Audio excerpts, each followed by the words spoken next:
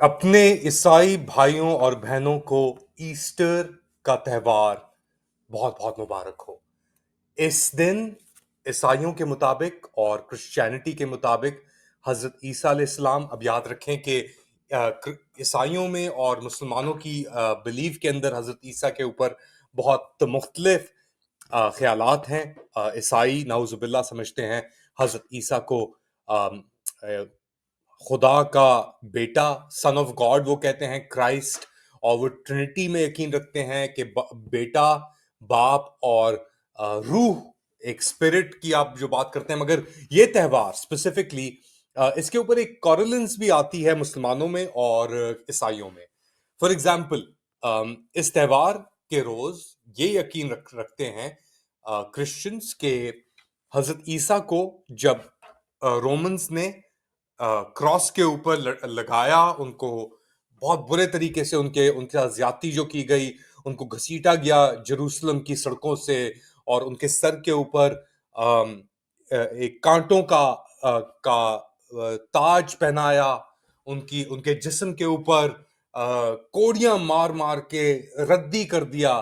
اس کو کہتے ہیں Christians passion, the passion of Christ.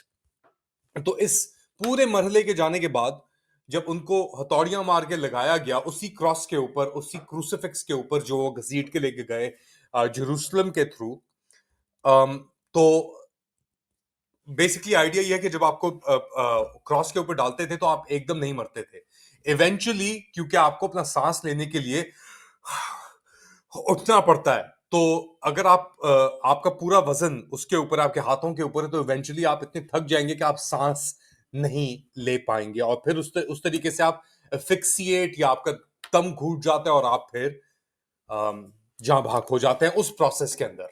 تو یہی پروسیس جو تھا وہ حضرت عیسیٰ کے اوپر تشدد کیا گیا، اور انہیں اس طریقے سے کروسیفائی کیا گیا، اور مرنے سے پہلے ان کے ربس کے اندر نیچے ایک سینتری کھڑا ہوا تھا، اس نے بائبل کے تحت سپیر بھی مارا۔ اب یاد رکھیں یہ بلیف ہے، یہ کہانیاں ہیں جو صدیوں سے گاسپلز کے تھرو، گاسپلز کے یعنی ہر کہانی، پہلی کہانی لکھی گئی حضرت عیسیٰ کی شہادت کے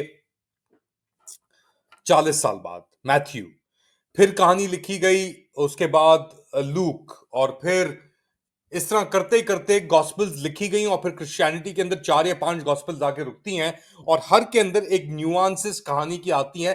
صرف ایک کے اندر ذکر ہے شاید کہ حضرت عیسیٰ علیہ السلام جو تھے وہ نعوذ باللہ خدا کے بیٹے تھے، لیکن وہ کہانی اس طرح بیان کرتی ہیں کہ حضرت عیسیٰ علیہ السلام ایک یہودی ریولوشنری تھے، ایک زیلٹ تھے، اور جو اس وقت ٹیمپل میں یہودی کر رہے تھے رومنز کے ساتھ مل کے، جس کے اندر پیسہ تھا انوالو، جس کے اندر کرپشن تھی، اس کے خلاف انہوں نے ایک سٹینڈ لیا، اور اس سٹینڈ کی بنیاد کے اوپر، کہ ان کا یہ سٹینڈ تھا کہ یہ جو سب کچھ ہو رہا ہے یہ اللہ کے کہنے کی خلاف ورزی ہے، جو اوپر سے خدا کا پیغام آیا ہے اس کی نافرمانی ہے، اس کے ساتھ زیادتی ہے، اس کے خلاف انہوں نے وہ سٹینڈ لیا، اور اسی لیے ان کو مار دیا گیا۔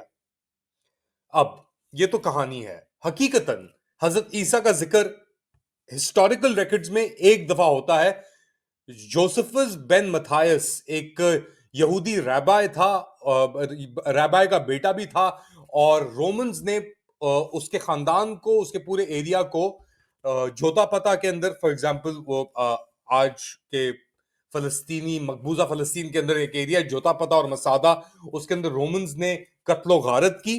تو سروائیور ایک بندہ بچا یا 2 بندے بچے، اس کے اندر سے ایک تھا جوسفس بن متھائیس، اور اس نے تاریخ لکھنا شروع کی رومنز کے لیے ایک سرویٹیوڈ میں رہتے ہوئے، اور اس نے بیسیکلی واحد ذکر کیا حضرت عیسیٰ علیہ السلام کا، حضرت عیسیٰ علیہ السلام کے بھائی کے انتقال کے اوپر، جس کا نام تھا جیمز دا جسٹ اسے کہتے تھے، اور وہ کہتا ہے کہ جروسلم کے اندر جیمز دا جسٹ، اور یہ لکھ رہا ہے میرے خیال سے کوئی حضرت عیسیٰ کی وفات کے کوئی 30 یا 40 سال بعد، اور اس میں لکھتا ہے کہ جروسلم کے اندر فساد ہوئے ہیں جیمز دی جسٹ کے قتل کے بعد یا مر جانے کے بعد. جو عیسیٰ کا بھائی تھا، جو عیسیٰ اپنے آپ کو خدا کا پیغمبر کہتا تھا یا مسیح کہتا تھا، اور اسی لیے اسے مار دیا گیا. یہ آپ جا کے ہسٹری پڑھ بھی سکتے ہیں. تو واحد جو مینشن ہوا حضرت عیسیٰ علیہ السلام کا اس پوری اس کے اندر، وہ جوسفس بن متھائس کی ہسٹری کے اندر ہوا ایک بار. اور آپ یہ کتاب جا کے پڑھ بھی سکتے ہیں. جو امنگ رومنز کے نام سے یہ کتاب ہے، جس کے اندر یہ پوری تفصیل سے بتاتا ہے. ایک اور کتاب ہے زیلڈ کے نام سے، آپ وہ بھی جا کے پڑھ سکتے ہیں اگر آپ اس کے اوپر اور سیکھنا چاہتے ہیں. تو یہ تو ہو گئی بات ایسٹر کی، مگر اس کے ساتھ ساتھ ایک اور چیز کو کنیکٹ کرنا بہت ضروری ہے. اس وقت جو بربریت قتلوں کی ایک نہریں غازہ کے اندر بہہ رہی ہیں، یہ وہی ایریاز ہیں جہاں پہ حضرت عیسیٰ، ہسٹوریکل حضرت عیسیٰ، بائبل کے حضرت عیسیٰ نہیں، ہسٹوریکل حضرت عیسیٰ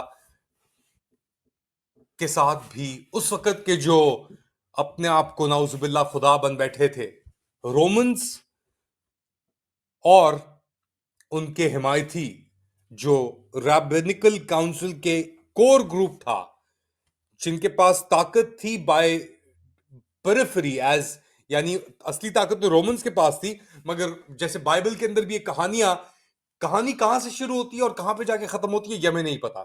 مگر کہانیوں میں ایک بات واضح ہے کہ رومن کہتے ہیں کہ جو